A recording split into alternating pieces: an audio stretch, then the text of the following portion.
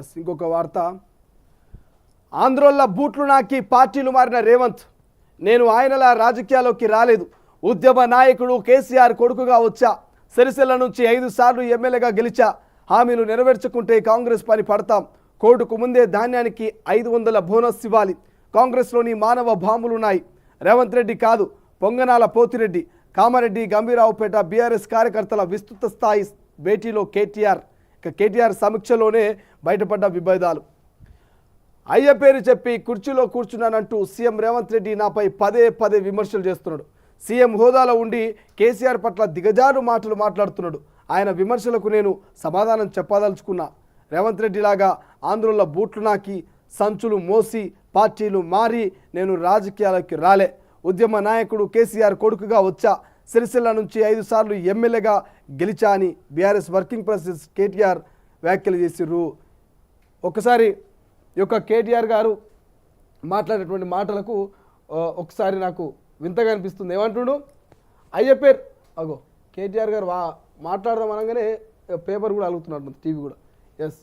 ఆంధ్రోళ్ళ బూట్లు నాకి పార్టీలు మారిన రేవంత్ అంటూ ఇక కేటీఆర్ గారు కామెంట్ చేస్తూ ఉన్నారు. నిజంగా కేటీఆర్ గారు వ్యాఖ్యలు చూస్తూ ఉంటే అధికారం కోల్పోయినాక రోజుకు కేటీఆర్ గారు నిజంగా దిగజారినట్టు అనిపిస్తుంది అంటూ కొంతమంది విమర్శలు చేస్తూ ఉన్నారు.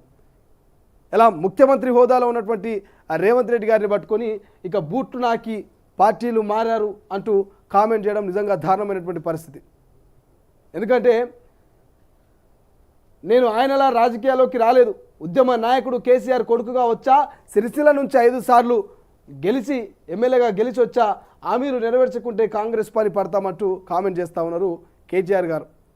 కానీ నిజంగా ఒకసారి రేవంత్ రెడ్డి గారికి కేటీఆర్ గారికి ఇద్దరికి కంపారిజన్ చేస్తే కేవలం కేసీఆర్ గారు అనేటువంటి ఒక బ్రాండ్ తోటి, కేసీఆర్ గారు కొడుకు అనేటువంటి ఒక పేరుతోటి రెడ్ కార్పెట్ మీద మీరు సిరిసిల్లలో 5 సార్లు ఎమ్మెల్యేగా గెలిచారు. నిజంగా కేసీఆర్ గారు కొడుకు కాకుండా ఒక సామాన్యుడైతే 5 సార్లు ఎమ్మెల్యేగా గెలిచే వాళ్ళ ఆ రెడ్ కార్పెట్ మీకు ఉండేదా? అంత స్వేచ్ఛ మీకు ఉండేదా?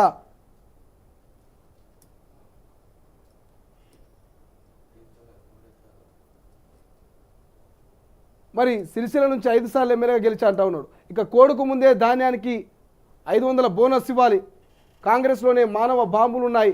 రేవంత్ రెడ్డి కాదు, పొంగనాల పోతిరెడ్డి, ఇక కామారెడ్డి, గంభీరావుపేటలో కార్యకర్తల విస్తృత స్థాయి సమావేశంలో మాట్లాడుతూ ఉన్నారు.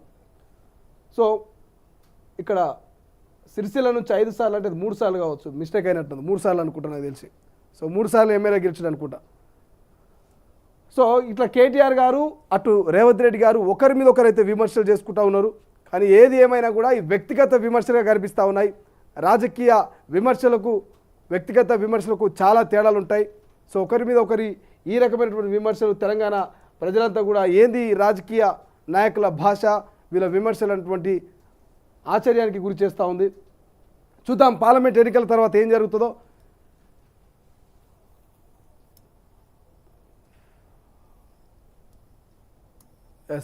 ఒక్కసారి వెలుగులో చూద్దాం.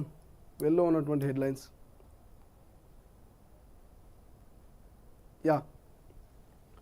3 పిల్లర్లు కాదు 3 వ్యవస్థలు కుంగినాయి.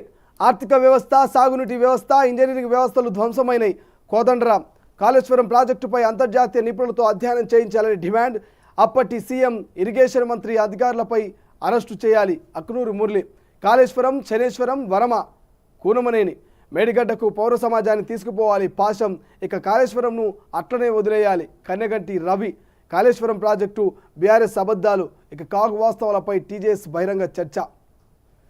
రైట్. కాళేశ్వరం ప్రాజెక్టులో కుంగింది 3 పిల్లర్లు కాదని 3 వ్యవస్థలని టీజేఎస్ అధ్యక్షుడు ప్రొఫెసర్ కోదండరాం పేర్కొన్నారు.